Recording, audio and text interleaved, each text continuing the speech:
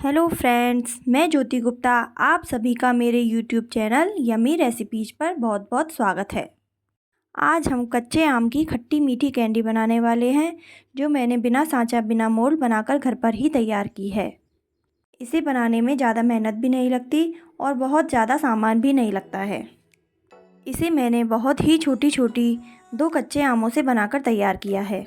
यहाँ मैंने 2 आमों को अच्छे से धोकर ले लिया है और इसे हम अब अच्छे से पील कर लेंगे पीलर की सहायता से। ध्यान रहे, इसे हमें पील करने से पहले ही धोना है, क्योंकि बाद में धोने से इसमें मौजूद तत्व भी निकल जाएंगे और इसका खट्टापन भी निकल जाएगा। इसलिए हमें इसे पहले ही धो लेना है। प्लीज़ वीडियो को बिना स्किप किए पूरा देखिएगा, तभी आपको यह रेसिपी अच्छे से समझ में आएगी और आप एक ही बार में परफेक्ट कैंडी बनाकर तैयार कर पाएंगे। अगर आप वीडियो को पूरा नहीं देखेंगे तो हो सकता है कि आपकी कैंडी एक ही बार में परफेक्ट बनकर तैयार नहीं होगी। यहाँ देखिए, मैंने दोनों ही आमों को अच्छे से पील कर लिया है और अब इन्हें काट लेंगे। पर काटते समय इस बात का अच्छे से ध्यान रखें कि इनकी गुठली बहुत ही टाइट होती है, तो कहीं हाथों में लग ना जाए, इसलिए बहुत ही ध्यान से काटें और इसका गूदा निकाल लें अच्छे से।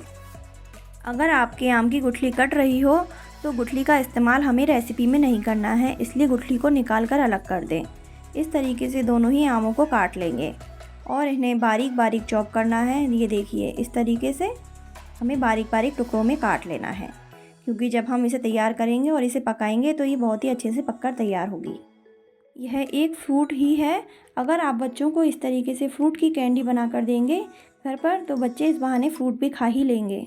यहाँ देखिए, इस तरीके से मैंने कितने अच्छे से इन्हें बारीक बारीक चॉप कर लिया है। आपको भी इसी तरीके से करना है। और एक कुकर ले लेना है और उसमें सारे कच्चे आम हम इस तरीके से डाल देंगे और अब इसमें बहुत ही थोड़ा सा, लगभग आधा गिलास के करीब पानी डालेंगे और इसे पकने के लिए रख देंगे और गैस की फ्लेम को ऑन कर देंगे। पकाते समय इस बात का ध्यान बिल्कुल रखें कि हमें इसमें 1 से 2 विसिल लगानी है, क्योंकि ये बहुत ही जल्दी से पक जाएगी 1 से 2 विसिल में ही। अब यहाँ मैंने धागे वाली मिश्री ली है, क्योंकि मैं चीनी का इस्तेमाल नहीं करूँगी। आप चाहें तो चीनी का इस्तेमाल कर सकते हैं, पर मैं यहाँ धागे वाली मिश्री ले रही हूँ, क्योंकि इसकी तासीर ठंडी होती है और गर्मियों में यह बहुत ही अच्छी रहती है हमारी सेहत के लिए। जब हम बच्चों के लिए बना रहे हैं तो हम मिश्री का ही इस्तेमाल करें। यह बहुत ही मोटे डलों में रहती है, इसलिए इसे हम पहले कूट लेंगे, फिर मिक्सर जार में डालेंगे। वैसे यह टुकड़ों में भी मिलती है बाज़ार में, पर हमें ये धागे वाली ही इस्तेमाल करनी है, क्योंकि यही ज़्यादा फ़ायदेमंद होती है। अब इस तरीके से इसको हम ग्राइंड कर लेंगे। बारीक टुकड़ों में करने के बाद में, टुकड़े हमें बारीक करने हैं, उसके बाद ही हमें इसे अच्छे से ग्राइंड करना है। जिस तरीके से हम चीनी को मिक्सी में पीस के ग्राइंड करते हैं, उसका बूरा बनाते हैं, बिल्कुल उसी तरीके से इसे भी हम फाइन पाउडर बना लेंगे। यहाँ कुकर की विसिल अच्छे से निकल चुकी है। इसे देख लेंगे, चेक कर लेंगे कि ये पक चुका है या नहीं। ये देखिए, मैं आपको हाथ से दबा के दिखा देती हूँ, ये काफ़ी अच्छे से पक चुका है। तो अब हम इसे छान लेंगे, इसकी फ़ाइन प्यूरी बना लेंगे। तो इसके लिए हमें एक मोटे छेद वाली छलनी लेनी है, जिसमें यह अच्छे से प्यूरी निकल पाए और इसके जो तातू रहते हैं ना, वो छिलके अलग से रह जाएंगे। पूरा मिक्सचर इस तरीके से निकालने के बाद छलनी में दबा दबा के इसे अच्छे से निकाल लेंगे। आप चाहें तो इसे पीसने के लिए मिक्सर ग्राइंडर का भी यूज़ कर सकते हैं, पर क्या होता है ना कि हमने वैसे ही 2 आमों का ही, छोटे छोटे आमों का इस्तेमाल किया है, तो हमारा सारा बैटर इधर उधर लग जाएगा। अब इससे क्या होगा ना, छलनी से छानने से यह बस हमें एक बर्तन में वैसे भी निकालना होता है, तो ये बर्तन में ही रहेगा और इधर उधर ज़्यादा कहीं नहीं लगेगा। इस तरीके से हमारा सारा पल्प निकल कर आ गया है। ये देखिए, इतनी फ़ाइन प्यूरी बन के तैयार हुई है, आप देख सकते हैं। इसलिए हमें मिक्सर जार की बिल्कुल भी ज़रूरत नहीं है। अब सारी प्यूरी को हम कढ़ाई में डाल देंगे और फ्लेम को ऑन कर देंगे। इसे पकाते समय हमें ये ध्यान रखना है कि फ्लेम को हमें मीडियम टू लो ही रखना है, क्योंकि हाई फ्लेम पर ये जल जाएगा और कढ़ाई में ही इधर उधर चिपक जाएगा। ध्यान रहे, इसे हमें लगातार चलाते हुए पकाना है, इसे बिल्कुल भी छोड़ना नहीं है। जो मिश्री हमने साइड पे पीस के रखी थी, उसमें से 1/4 कटोरी मिश्री हम इसमें ऐड कर देंगे। पूरी मिश्री का इस्तेमाल हमें इसमें नहीं करना है, उसे हम किसी डब्बे में भर के रख देंगे। बाद में किसी भी चीज़ में इस्तेमाल कर सकते हैं, चाहे तो किसी शेक में, दूध में, किसी भी चीज़ में हम उसका इस्तेमाल कर सकते हैं। मैं अपने घर में हमेशा धागे वाली मिश्री को पीसकर एक डब्बे में भर के रख देती हूँ और जब भी ज़रूरत होती है उसका इस्तेमाल कर लेती हूँ। अब यहाँ मैंने half tea spoon chaat masala, 1/4 teaspoon काला नमक ऐड करेंगे। इन सबको अच्छे से मिक्स कर देंगे इस तरीके से चलाते हुए ताकि ये लगे नहीं, और 1/4 टीस्पून काली मिर्च का पाउडर भी डालेंगे। इससे इसमें काफ़ी अच्छा फ्लेवर और खुशबू भी आएगी। ये देखिए किस तरीके से झाग आ रहे हैं, ये काफ़ी अच्छे से पक चुका है। इसे लगातार चलाते हुए ही पकाएं वरना इसमें लम्स भी पड़ सकते हैं। ये देखिए ड्रॉप की तरह गिरने लगा है, मतलब ये पक चुका है। एक तरीका ये है इसे जानने का। दूसरा तरीका, इस तरीके से एक प्लेट ले लें, उसमें 1-2 ड्रॉप गिरा लें, इसे थोड़ी सी ठंडी होने दें। फिर इस तरीके से फिंगर्स के बीच में रख कर इस तरीके से चेक करें, चिपचिपा सा या एक तार जैसा कुछ निकल कर आ रहा है, इसका मतलब ये पककर तैयार है। फ्लेम को ऑफ़ करके इसे थोड़ा ठंडा करेंगे इस तरीके से, और बैटर को 2 भागों में बांट लेंगे। आधा बैटर मैंने इस तरीके से एक बाउल में निकाल लिया है, आधा बैटर मैं कढ़ाई में ही रहने दूंगी और इसमें ग्रीन फूड कलर ऐड कर दूंगी 2 पिंच। इसे अच्छे से मिक्स कर देंगे। इसे हर जगह से अच्छे से मिक्स करें वरना कहीं से ये फीका और कहीं से डार्क हो जाएगा, इसलिए इसे अच्छे से सब जगह से छुड़ाते हुए मिक्स कर लें और इसे एक जगह इकट्ठा कर दें।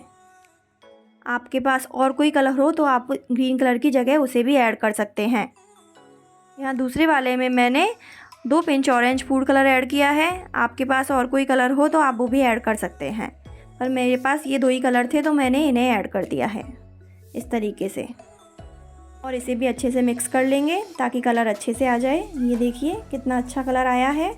अब एक गिलास लेंगे और उसमें एक पाइपिंग बैग रखेंगे। पाइपिंग बैग मेरे पास नहीं थे तो मैंने उसे घर पे ही बनाकर तैयार किया है इस तरीके से। ये देखिए किसी भी पॉलीथीन की सहायता से आप उसे बना सकते हैं। और इस बैटर को हम इसमें पोर कर देंगे अच्छे से। हमें इसे हर जगह से अच्छे से छुड़ाकर फिंगर की सहायता से इसमें अच्छे से डाल देना है। इससे क्या होगा ना कि हमारा बैटर बिल्कुल भी वेस्ट नहीं होगा, क्योंकि हमें बिल्कुल भी वेस्ट नहीं करना है। और इसे अच्छे से इसमें पोंछ के लगा देंगे। ये देखिए इसे कोन की शेप दे देंगे इस तरीके से और दबाकर इस बैटर को नीचे की तरफ ले आएंगे। अब हमें क्या करना है कि ग्रीन वाले पेस्ट को डालने के लिए एक और पाइपिंग बैग का यूज़ करना होगा। तो मैंने एक और बनाकर रखा था तो उसे भी ग्लास में रख दिया है। इस तरीके से उसे खोलकर जगह कर लें ताकि हमारा बैटर उसमें जा पाए। यकीन मानिए ये कैंडी बहुत ही टेस्टी बनके तैयार होती है। आप इसे ट्राई ज़रूर कीजिएगा एक बार, और अगर अच्छी लगे तो प्लीज़ मुझे कमेंट बॉक्स में कमेंट करके ज़रूर बताइएगा। अब ये देखिए यहाँ मैंने दोनों ही कोन अच्छे से बनाकर तैयार कर लिए हैं, एक ग्रीन कलर का और एक ऑरेंज कलर का। अब हमें यहाँ एक पॉलीथीन ले लेनी है और उसे ऑयल की सहायता से ग्रीस कर लेना है। आप चाहे तो घी का इस्तेमाल भी कर सकते हैं, पर हमें इस पॉलीथीन के ऊपर अच्छे से ग्रीस करना है हाथों से या ब्रश की सहायता से, किसी से भी, ताकि जब हम इस पर कैंडी बनाएं तो वो चिपके नहीं और आसानी से छूट कर निकल कर बाहर आ जाए। अब हमें क्या करना है कि कोन का आगे वाला हिस्सा कैंची से कट कर देना है और इस पर अच्छे से धीरे धीरे छोटी छोटी कैंडी की अंडाकार शेप देते हुए बनाना है। देखिए बिल्कुल इस तरीके से जैसे आप मुझे वीडियो में देख रहे हैं, बिल्कुल ऐसे ही आपको भी करना है। इसे बहुत छोटी छोटी बनाएं। आप चाहे तो बड़ी भी बना सकते हैं, पर बड़ी सूखने में बहुत ही ज़्यादा टाइम लेगी और अच्छी बनकर तैयार नहीं होगी। इसलिए इस तरीके से देखिए बिल्कुल छोटा छोटा फैलाना है, बिल्कुल अंडाकार शेप में। मैंने आप सभी को दिखाने के लिए वीडियो शूट किया है, इसलिए इसमें इतना टाइम लगा है, वरना इस रेसिपी को बनाने में यकीन मानिए बिल्कुल भी टाइम नहीं लगता है। बहुत ही जल्दी कम समय में बनके तैयार हो जाती है। बस जो सूखने का टाइम है वो तो लगेगा ही। आप अगर काउंट करें तो 10 से 15 मिनट में यह बनकर अच्छे से तैयार हो जाती है। इस कैंडी को सूखने में थोड़ा सा समय लगेगा, इसलिए इसे पूरा एक दिन मैंने धूप में रखा और फिर उसके बाद मैंने पूरा एक दिन इसे पंखे के नीचे भी रखा, तब यह कैंडी अच्छे से बनकर तैयार हुई थी। अगर आप पूरी प्रोसेस इस तरीके से फॉलो करेंगे तो आपकी कैंडी एक बार में ही काफ़ी परफेक्ट बनकर तैयार होगी और बच्चे इसे बड़े चाव से खाएंगे। बच्चे बड़े सभी को यह बहुत ही पसंद आने वाली है। तो इस तरीके से हम पूरी कैंडी फैला देंगे और इसे सूखने देंगे। जब यह थोड़ी हल्की सूख जाए तो इस तरीके से हाथों से दबाकर हल्की सी शेप दे देंगे। अगर किसी कैंडी की शेप ख़राब हो गई है तो जब ये पूरी तरीके से सूखी नहीं हो तभी हमें यह काम करना है। सूखने के बाद हम इसकी शेप में कोई चेंज नहीं कर पाएंगे, पर एक बात का खास ध्यान रखें कि हाथों में पहले चिकनाई लगा लें, वरना यह आपके हाथों में ही चिपक जाएगी। तो ये देखिए एक दिन के बाद कैंडी इस तरीके की दिख रही है। ये देखिए काफ़ी आसानी से निकल कर बाहर भी आ गई है। अब हमें 2 अलग अलग कलर की कैंडी लेनी है और उन्हें आपस में इस तरीके से चिपका देना है। जो साइड हमारी पॉलीथीन पर रखा हुआ था उसी साइड को आपस में चिपकाना है। ऊपर वाला उभरा हुआ भाग हमें नहीं चिपकाना है, इस बात का खास ध्यान रखें, क्योंकि ऊपर वाला भाग सूख भी चुका है तो वो चिपकेगा भी नहीं। नीचे वाला गीला है तो वो आसानी से एक दूसरे से चिपक जाएगा और इस तरह से कैंडी की शेप ले लेगा, बिल्कुल अंडाकार। ये देखिए, इस तरीके से आप देख पा रहे हैं ना, इस तरीके से। सभी कैंडियों को इस तरह से तैयार करने के बाद उन्हें और सूखने के लिए छोड़ देंगे पूरा 1 दिन। अगर आपको मेरी रेसिपी पसंद आ रही हो तो प्लीज़ मेरी रेसिपी को लाइक ज़रूर करना और फ्रेंड्स और फैमिली के साथ शेयर ज़रूर करें। अगर आप मेरे चैनल पर नए हैं तो चैनल को सब्सक्राइब भी कर लें और बेल आइकन को प्रेस कर लें ताकि मेरी आने वाली हर वीडियो आप तक पहले पहुंच पाए। तो ये देखिए, हमारी बाजार जैसी कैंडी घर पर ही बनकर तैयार हो गई है। बच्चे बड़ों सभी को यह खाने के लिए आप दे सकते हैं। तो चलिए मिलते हैं फिर नेक्स्ट वीडियो में, तब तक के लिए बाय बाय।